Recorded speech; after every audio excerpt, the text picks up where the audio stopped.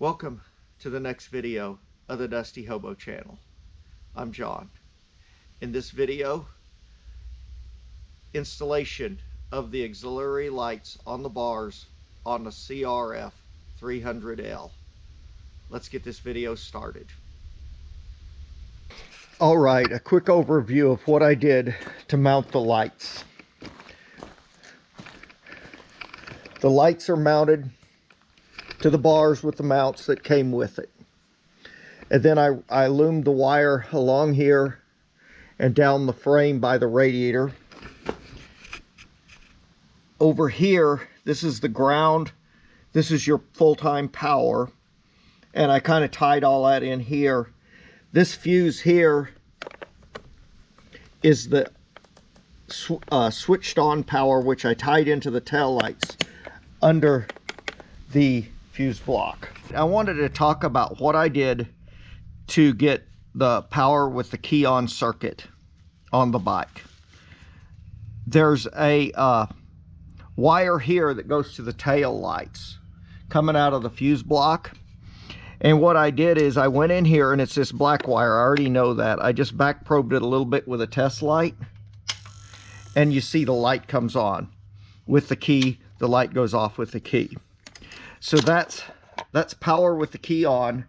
It takes very little power to power up that relay inside the control panel for the lights.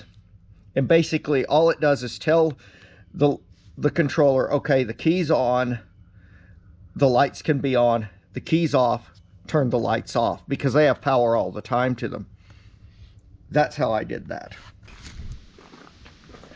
Here's where I mounted the control relay for it. This has got all the internal electronics in it for the relays and what have you, the transistorized stuff that goes in there, whatever. And then I ran the wiring along the frame, just right here under the tank and up here, and I kind of tied it the best I could right here. And I mounted the switch here on the triple tree clamp. And I guess we'll just turn them on real quick.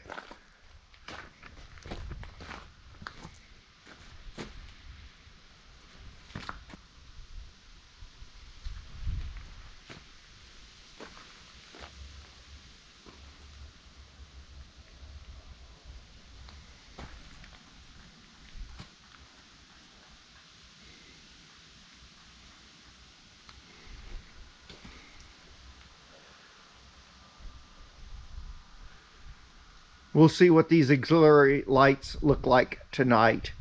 But anyway, this idea would work on any 300, I would think, with any kind of a light setup like this. I'm gonna turn the key off so my battery. Like I said, just ran the loom across under the bars, down up under the tank, along the frame. Mount the control panel right back here under the seat. And I wrapped it in some closed cell, just packing foam that come with something, just so it doesn't take so much of a beating. And I tied all the harness in here. I installed a fuse holder for the, this is a circuit that comes on with the key. And I put a 5-amp fuse in there. It doesn't take much power to operate that circuit, so I just put a little 5-amp fuse. The amperage draw should be very low. But anyway, I'm going to put the bike back together, and that's it for the auxiliary light install. The only other thing is I really, and I might have said this earlier, I really wanted to mount these down here on the front, but I was, you know what, I'm going to try them up there and see how they do. And if I don't like it, I can always move them down here real easy. I'd like to thank all those who have subscribed, left me a comment, and gave me a big thumbs up. I'm not going to leave a link to the lights because I don't know if they're any good, and I don't want to endorse bad products without knowing. I'll do a review video later on. I've included some night footage so you can see what they look like at night. I think they're decent quality lights. Time will tell. Other than that, I'll see you out on the road or in the next video. Have a great week.